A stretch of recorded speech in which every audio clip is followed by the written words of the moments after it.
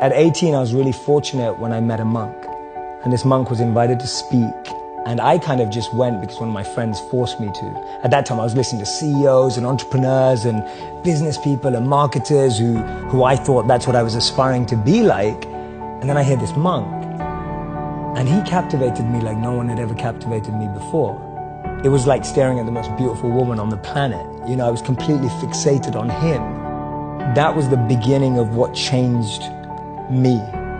Because I went from being someone who did only want all those things to become successful and trying to, but I started hearing my own inner voice much more in all that noise that I had around me. He's given up everything that I'm chasing and that all my friends are chasing, but he seems happier than anyone I've ever met before.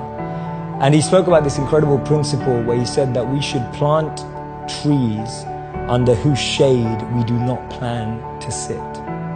And he was speaking about this principle of selfless sacrifice. And that kind of just penetrated me right there. When he said the words selfless sacrifice, for the first time in my life, I felt a thrill about something that I'd never felt before. I thought, wow, giving up everything you have for the service of others sounds like the best thing you could possibly do. And I don't know why I had that thought, because I wasn't a spiritual kid growing up. I wasn't a religious kid growing up. I wasn't even a good kid growing up.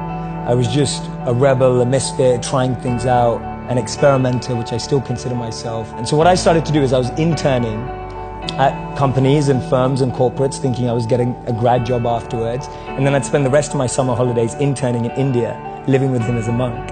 So I'd use all my summer and Christmas holidays to just be out there with the monks. And he introduced me to another 200 to 500 monks that were just like him, just as smart, just as bright, giving up everything they had and using all their skills to make the world a better place.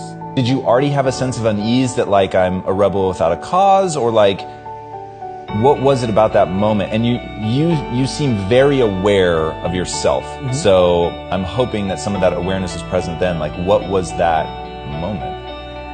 I believe the moment was I've always had friends who are older than me. And I could see a lot of them in the most successful careers, successful jobs, beautiful partners, whatever it was. But I saw a sense of lack of fulfillment, meaning and purpose in their lives. And I've always been an observer, and I would see these people who are like 5 years older than me, 7 years older than me, maybe 10 years older than me. And I'd be watching them and go, is that the life I want? And often the advice I give to people today is fast forward where you are, look at yourself in 10, 15, 20 years time, and ask yourself the question, is that where I want to be?